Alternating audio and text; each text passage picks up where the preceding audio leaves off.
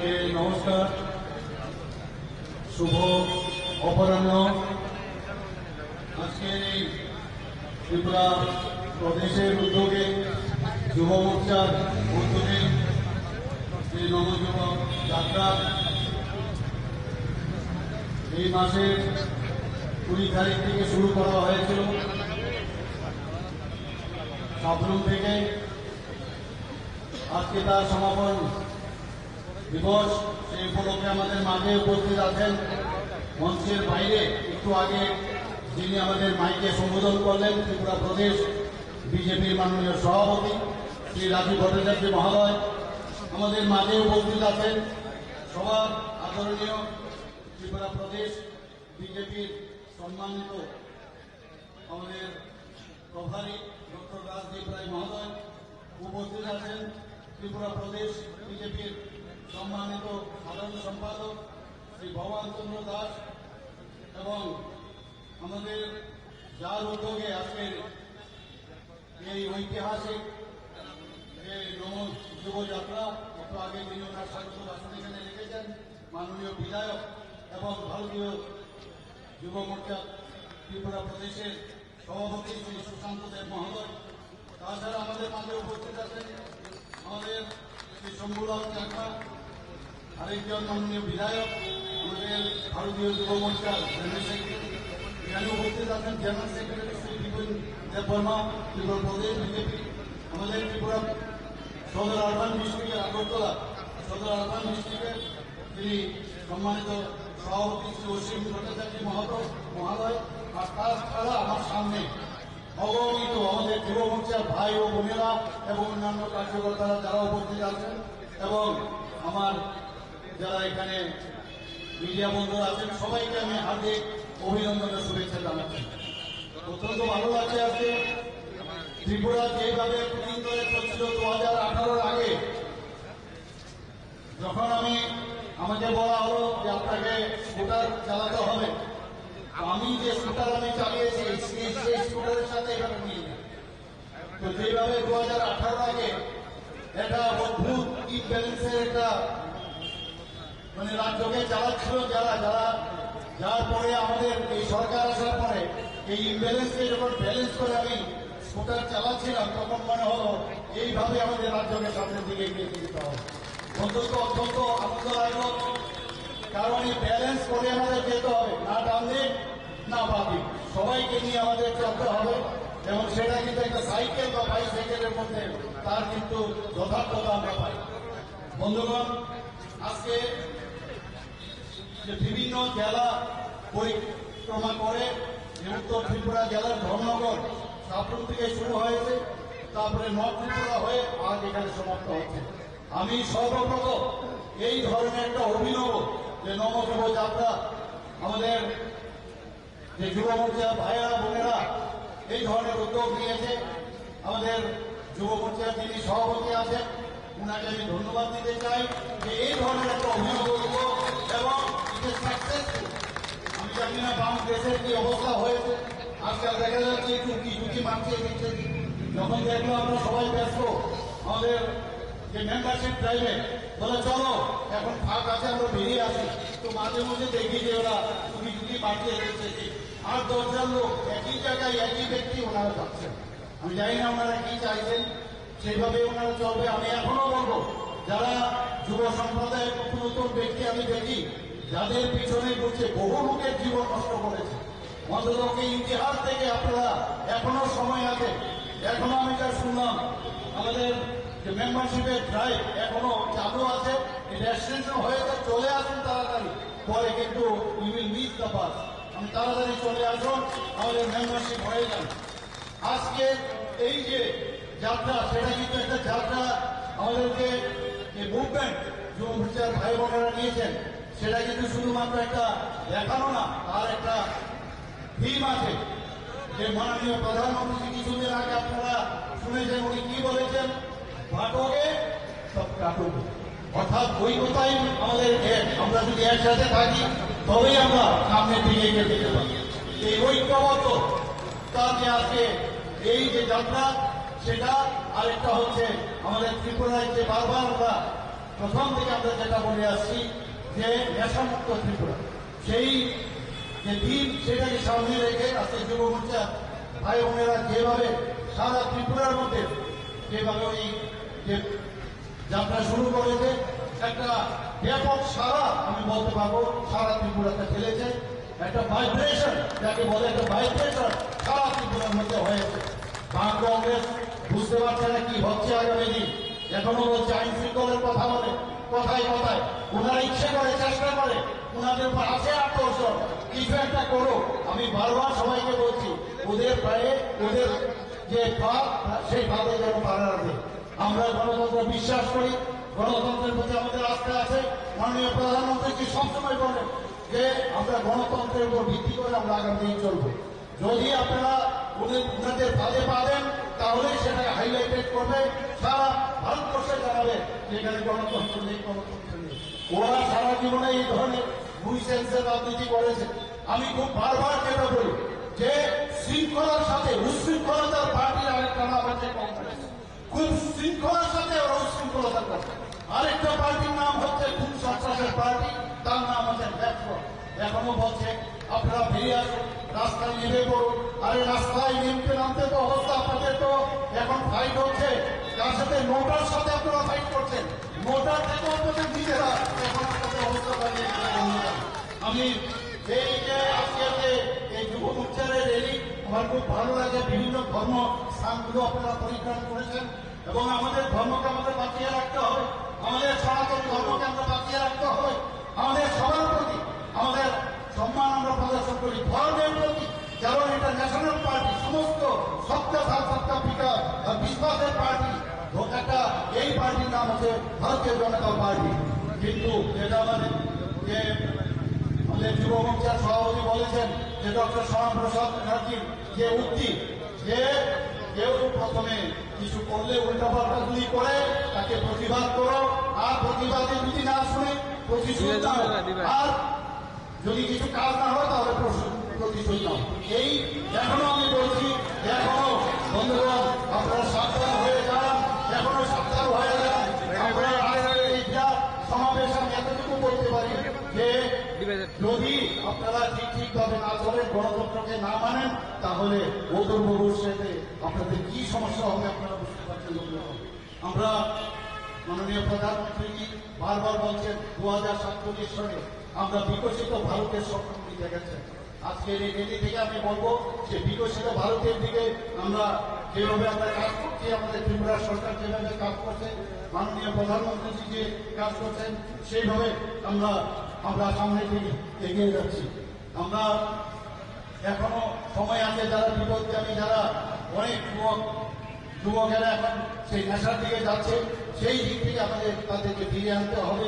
আমাদের জানি যে আমাদের স্বামী বিবেকানন্দজি, আমাদের নেতাজি সুভাষচন্দ্র বোস বারবার বলছে জনগণ করতে যে যুব সমাজ যদি না আসে সমাজকে পরিবর্তনের ক্ষেত্রে ততক্ষণ ধরে এই সমাজ কোনো অবস্থায় পরিবর্তন হবে না। কিছুদিন আগে আমাদের যশস্বী প্রধানমন্ত্রী বারবার বলছেন যে আগামী দিন যাতে যুব সমাজ রাজনীতিতে চলে আসে তার জন্য বন্ধুগণ, আমরা দেশ স্বাধীনতার সময় আমরা দেখেছি অকুত ভয়েও আমাদের যারা যুব সম্প্রদায় হাসতে হাসতে ওরা হাসি কাশতে ভুলেছে। কাজে এই যুব সম্প্রদায়কে নিয়ে, এই যুব সমাজকে নিয়ে আমরা আগামী আমরা চলতে চাই। ভারতীয় জনতা পার্টির মূল যে শক্তি সেটা হচ্ছে এই যুব মোর্চা শক্তি। আমাদের মহিলা মোর্চা আছে, আমাদের অন্যান্য মোর্চা আপনারা সবাই জানেন। সমস্ত মোর্চার মধ্যে যুব শক্তি যদি আমরা সবাই এর সাথে আমরা থাকি, তাহলে সরকার যে কাজ করছে, সরকার যেভাবে প্রধানমন্ত্রীকে সামনে রেখে ওনার মার্গদর্শন নিয়ে যেভাবে কাজ করছে, সেইভাবে আমরা কাজ করতে চাইছি। বন্ধুগণ, আমরা জানি ইউনিটি ডাইভার্সিটি বৈচিত্র্যের মধ্যে আমাদের মেইন মুখ্য। কাজে এই জায়গার মধ্যে আমরা সবসময় আমরা সতর্ক থাকবো। আমরা কারোর তো আঘাত করবো না, কিন্তু কেউ যদি আমাদেরকে আঘাত করে তাহলে আমরা চুপ করে বসে থাকবো না। বন্ধুগণ, আমরা যে 10টি সাংগঠনিক জেলা একটু আগে আমি যেটা বললাম, সবটি জায়গার মধ্যে আমাদের যুব মোর্চার এই যে র্যালি সেটা হয়ে গেল। এবং আমাদের যে প্রাণ শক্তি আমি বলতে পারি, আমাদের পার্টির কোনো প্রাণ শক্তি, আমাদের সমাজেরও প্রাণ শক্তি হচ্ছে এই যুব শক্তি। বন্ধুগণ, আমরা সবসময় জানি মাননীয় প্রধানমন্ত্রী বলছেন আমাদের এখানে অন্য কোনো রাষ্ট্রীয় কাজ নিয়ে কাউকে যে বিশেষ এক সম্প্রদায়কে আমরা সবসময় আমরা কিছু করবো সেটা না। আমাদের চারটা কাজ হচ্ছে, একটা হচ্ছে যুবক, আরেকটা হচ্ছে কৃষক, আরেকটা হচ্ছে মহিলা ও গরিব অংশের মানুষ। এই চারজনের এই চারটি গ্রুপের যদি আমাদের আগামী দিন যদি দেখা যায় তাদের উন্নয়ন হয়েছে, তাদের সামাজিক উন্নয়ন যদি হয়, অর্থনৈতিক উন্নয়ন হয়, তবেই এই রাজ্যের এবং দেশের উন্নয়ন হবে। বন্ধুগণ, ত্রিপুরা রাজ্য সরকার এবং ক্রীড়া দপ্তরের উদ্যোগে আমরা অনেক কিছু কাজ আমরা করেছি। আপনারা জানেন বিভিন্ন জায়গায় এই যুব সম্প্রদায়কে মাঠের মধ্যে নিয়ে তাদের খেলাধুলার সাথে যুক্ত থাকার জন্য 60টি আমরা সিনথেটিক টার্ফ আমরা এই যে ফুটবল গ্রাউন্ড আমরা করেছি। শুধু তাই নয়, আমরা সিনথেটিক অ্যাথলেটিক ট্রেন করেছি, 200 সজ্জার বিশিষ্ট যুব আবাস আমরা আমবাসায় করেছি। আমরা কৈলাস শহরে 200 সজ্জার বিশিষ্ট যুব আবাস তারও আমরা সেখানে উন্নয়ন করার জন্য সেটার চেষ্টা আমরা করেছি। শান্তিবাজারে মিনি স্টেডিয়াম এবং বাজারঘাটে সিনথেটিক যে ফুটবল টার্ফ ইত্যাদি ট্র্যাক সেটাও আমরা সেখানে করেছি। এতে আমরা ইনডোর স্পোর্টস আমরা সেখানে করেছি। কৈলাস শহরে যুব আবাস নির্মাণ খুব সহসাই সেখানে সেটা হবে। আমরা জানি কিছুদিন আগে আপনারা নিশ্চয়ই দেখেছেন যে আমরা যে টাটা টেকনোলজির সাথে একটা মোড় করেছি। সেটার অর্থনীতি যে আমাদের যে 19টা কেএমএস আছে, আমরা জানি যে আগে যেসব ওখানকার যে টেকনিক্যাল যে নো-হাউ তাতে করে আমাদের ছেলেরা মাত্র 30% যুবক শক্তি সেখান থেকে বেরিয়ে আসে এবং সেখানে তাদেরকে অ্যাবজর্পশন করা মুশকিল হতো। এই টাটা টেকনোলজির সাথে আমরা যখন চুক্তি করলাম, মৌ করলাম, তাতে করে আগামী দিনে আমাদের যে ছেলেমেয়েরা ওখান থেকে বেরোবে 100% তারা এই অ্যাবজর্পশন করবে, সেটা এই মৌয়ের উল্লেখ আছে। এবং আপনারা জানেন যে এখন বর্তমানে এই টিআইটির মধ্যে মানে আইটিআই এর মধ্যে যে এখন কম্পিউটার বেস টেকনোলজি সেখানে আছে। যখন সেটা শেখানো হবে এবং আধুনিক পদ্ধতি শুধু ভারতবর্ষে না বিদেশেও তাদের যাওয়ার ব্যবস্থা এই আমাদের টাটা টেকনোলজি মাধ্যমে সেটা সম্ভব হবে। এবং তার জন্য আমরা ত্রিপুরা সরকার 683 কোটি টাকা তার জন্য বরাদ্দ করেছি।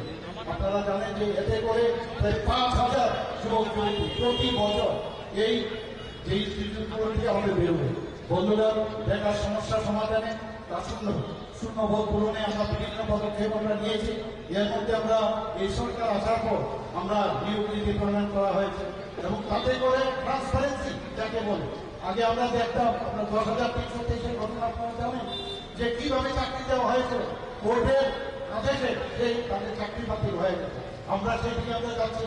আমরা চাই প্রকৃত নিয়ম নীতি মেনে আমাদের যুবক যুবতীদের যেন চাকরি হয়, সেই দিকে আমরা কাজ করছি। জয়েন্ট রিক্রুটমেন্ট বোর্ড জেআরপিতে আপনারা জানেন গ্রুপ সি এবং গ্রুপ ডিতে প্রায় 4,390 জনকে আমরা নিয়োগ করেছি। এক পরীক্ষায় প্রায় 6,842 জন শিক্ষক শিক্ষিকাকে নিয়োগ করা হয়েছে। স্পেশাল এডুকেটরে আমরা নিয়োগ করেছি প্রায় 88 জনকে। টিপিএসসির মাধ্যমে বিভিন্ন দপ্তরে প্রায় 1,351 জনকে আমরা নিয়োগ করেছি। টিপিএসসির মাধ্যমে আরো 745টি পদ পূরণের প্রক্রিয়া চলছে। বন্ধুগণ, কালী বছর চাকরি আমাদের সরকার আসার পর এখন পর্যন্ত আমরা প্রায় সরকারি চাকরি 13,000 উপর আমরা অলরেডি চাকরি দিয়েছি। শুধু তাই না, হয়তো অন্যান্য চাকরি আছে, কন্ট্রাকচুয়াল চাকরি আছে, বিভিন্ন ভাবে আমাদের চাকরি দেওয়া হয়েছে। আপনারা সবাই জানেন যে 10,000 কলেজ, 10,000 আগে আমরা যে মুখ্যমন্ত্রী যুব যোগাযোগ যোজনা 5,000 টাকা করে তাদেরকে আমরা যারা এই অর্থবর্ষে যারা কলেজ পড়ুয়া ছাত্রছাত্রী আছে তাদেরকে আমরা 5,000 টাকা করে মোবাইল ক্রয় করার জন্য আমরা দিয়েছি। এই বছর সেটা প্রায় 12,000 উপর হবে। বন্ধুগণ, কিছুদিন আগে সিএম সাহেব প্রকল্প আমরা চালু করেছি। এতে করে 200 জন মেধাবী ছাত্রছাত্রীকে যারা উচ্চ শিক্ষার জন্য মাসিক 5,000 টাকা করে বৃত্তি দেওয়া হবে। যারা মাধ্যমিক পাস করবে তাদেরকে 2 বছরের জন্য এবং উচ্চ মাধ্যমিক যারা উত্তীর্ণ হবে তাদেরকে 3 বছরের জন্য দেওয়া হবে। রাজ্য সরকার যেটা কিছুদিন আগে আপনারা শুনেছেন, আমরা ডাটা সেন্টার যেখানে স্থাপন করছি, তাতে করে যুবশক্তির অনেক কর্মদক্ষতা সেখানে বাড়বে। কিছুদিন আগে টিপিএসসির মাধ্যমে 30 জন টিসিএস এবং 10 জন টিপিএস অফিসার নিয়োগ করা হয়েছে। এই নিয়োগ প্রক্রিয়া যাতে প্রতি বছর হয় সেই বিষয়ে আমরা কাজ করছি। এর মধ্যে আপনারা দেখেছেন যে বিধানসভার মধ্যে আমরা বলেছিলাম যে 100 জন মেধাবী কন্যা সন্তানকে ছুটি দেওয়া হবে, সেটা এর মধ্যে আপনারা দেখবেন সেই 100টা মেধাবী যারা স্টুডেন্ট যারা পাস করছে বা পড়াশোনা করছে তাদেরকে আমরা সেই 100টা ছুটি আমরা প্রদান করব। বন্ধুগণ, পিএসআর ও ত্রিপুরা পুলিশের জওয়ানদের জন্য যেসব নারী ও বেস অ্যালাউন্স বৃদ্ধি করা হয়েছে আপনারা দেখেছেন।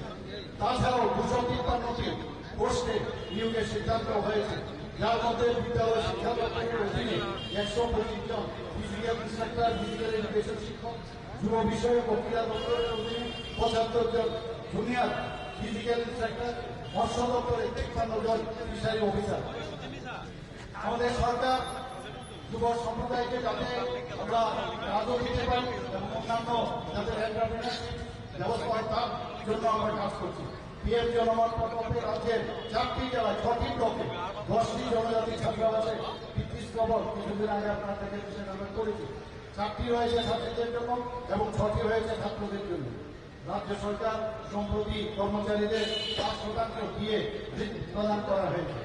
গত 29 মাসে রাজ্য সরকার 27% আমরা দিয়ে সরকারি কর্মচারীদের দিয়েছি। তার আগে আমাদের সরকার আসার পর 3% নিয়ে প্রায় 30% আমরা দিয়েছি। আগে বিয়ের জন্য রাস্তায় দিতে হবে এই ধরনের ঘটনা আমরা দেখতাম, এখন বলার আগে আমরা দিয়ে দিচ্ছি। বন্ধুগণ, আপনারা তাকে জানেন যে আমাদের স্বাস্থ্য পরিকাঠামো ত্রিপুরাতে এখন কোন জায়গায় চলে গেছে। 9টা সুপার স্পেশালিটি আমাদের এখানে ডিপার্টমেন্ট শুরু হয়েছে। বিভিন্ন জায়গায় আমাদের বিভিন্ন ডিস্ট্রিক্টে ট্রমা সেন্টার খুলেছি আমরা। এখানে আমাদের ডাক্তারবাবু আছেন, উনি জানেন যে একটা যখন কোনো ইনস্টিটিউশন এই ধরনের স্পেশালিটি থাকে তাহলে তার মানদণ্ড কোন জায়গায় আছে, সেইভাবে ডাক্তারদের ব্যবস্থা আমরা করেছি।